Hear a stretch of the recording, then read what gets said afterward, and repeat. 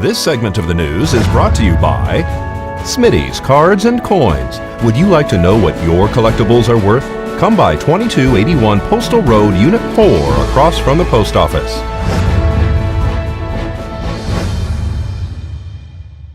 Rescue 1 is now in service. The heavy rescue unit will be used for many years in and around Pahrump. This is Rescue 1. This is our new rescue for Pahrump Fire. Rescue 1 is a new acquisition that was budgeted several years ago. However, we had to put the project off due to budget constraints.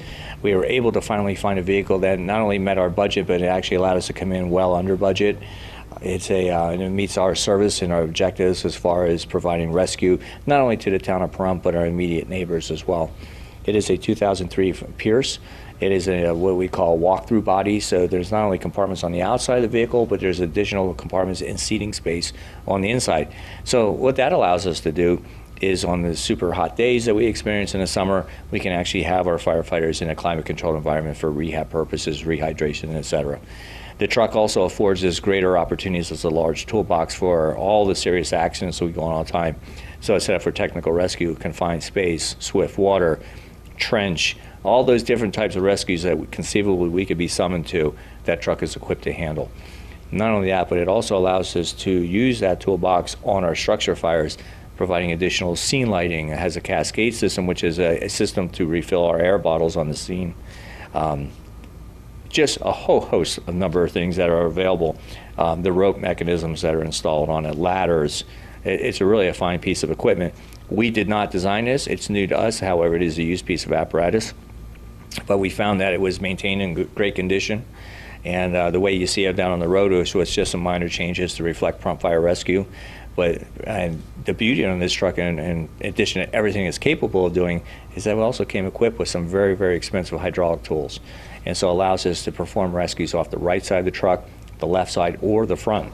So a lot of latitude with this particular piece, and there's two telescoping light towers that are coming up out of the top that allow us to broaden the scene to afford us a better safe environment while we're operating. And so this will be replacing Rescue 15? Rescue 15 is an older model. It's an 88 and it doesn't meet the DOT requirements and hasn't for a number of years now. Similar platform, but a much older technology with just about every aspect. So this is a welcome addition to our fleet and to our operations. Where will Rescue 15 be going now at this point? Rescue 15, well actually there's numerous things that we're considering with that truck. So that is to be determined. And then where did we get Rescue 1 from? Rescue 1 actually came from a department that handled numerous interstates in Mississippi. And so those folks then were looking to downsize their department just a little bit. It's a smaller volunteer agency. And but that truck served on a number of calls. It actually even originated out of Maryland. The Dow has hit record highs. Angela Miles explains in today's Business First Brief. Tapping our news, no Comey come down. The Dow hit a new record during Thursday's trading session after former FBI Director James Comey presented his side of an exchange with President Trump involving the investigation of former National Security Advisor Michael Flynn.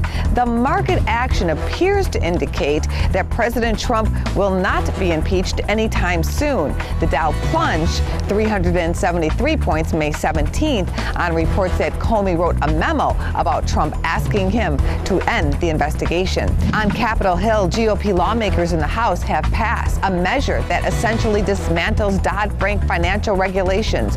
Those regulations were put into place to stop banks from doing risky trades that lose clients' money. Some Urban Outfitters investors are hanging it up. That stock dropped sharply on a filing that reveals sales numbers are not looking good. Urban opened 39 new stores during the past year.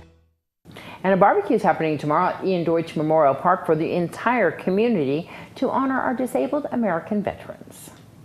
June the 10th, the AV, we're having our annual barbecue picnic, and it's going to be at Deutch Park, and the time will be 10 a.m. to 3 p.m. Inviting everyone to come out. Veterans eat free. I think adults, I don't have my flyer with me, $5. Okay, if you're a non-vet. But vets eat free, and like I say, it's in support and recognition of our veterans, and it should be a great event coming up. Iron Deutch Park, so please come out. And Smiles Across Pahrump's legacy is now in the hands of the Moose Lodge. Shonda Whelan invites everyone to attend the event being held this Sunday at Ian Deutch Memorial Park. This was started by Butch Harper in 2010. He held the first one in October, and it was kind of cool, but he had a really good attendance. The kids really seemed to enjoy it. And it's changed hands a couple of times. It went from Butch. His doctors told him he shouldn't be doing as much, so he signed it over to the Kiwanis Club. The Kiwanis has signed it over to the Moose Lodge now. So the Moose Lodge is going to be hosting this event. It will be June 11th at the Ian Deutch Park from 10 till noon. Butch's idea was to get families out and have a picnic and interact with one another and get away from the technology. Put your phones down, put your computers down, get off the couch, come out and have a day out in the sun. And so he suggested that families pack a picnic lunch, bring their blankets, bring their folding chairs, come down to the park and enjoy a day out with your family.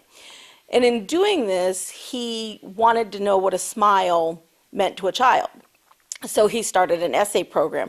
Kids wrote a 50-word essay about what a smile meant to them. They turned it in and got a ticket. So we're going to keep in with that tradition. We are asking the community to come out and enjoy the event, but we're asking sponsors to help us by donating bicycles, board games, things for kids to have a family activity night. It's not necessarily a fundraiser. It's just a day of fun for kids and families. Right. It is a day of fun, but fun cost us to do it. So we're not looking for donations the day of the event. We're looking for sponsors and donations prior to the event. So when the kids get there, the families get there, all they've got to do is set up, have a good time in the park, enjoy each other, enjoy your company, look at each other in the face instead of looking at your phone and tweeting next to each other. But just having a day of interaction with your family, and it is a free event.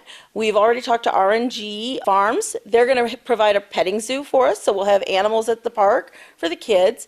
And Glenn Lerner is providing a sun station, which is a place where the kids can come and get sunscreen on. So we want to make sure that they're all sun covered. They're going to be providing lip balm and also a bike safety coloring book for the kids. So Glenn Lerner has been a big sponsor already. And since we're just at our infancy this year of planning, we were trying to get dates set and everything. You guys are like one of the first ones to hear about it. So sponsors, and then everybody come out June 11th at Ian Deutch Park from 10 to noon and have a good time. When News 46 returns, we'll tell you about tomorrow night's big pageant.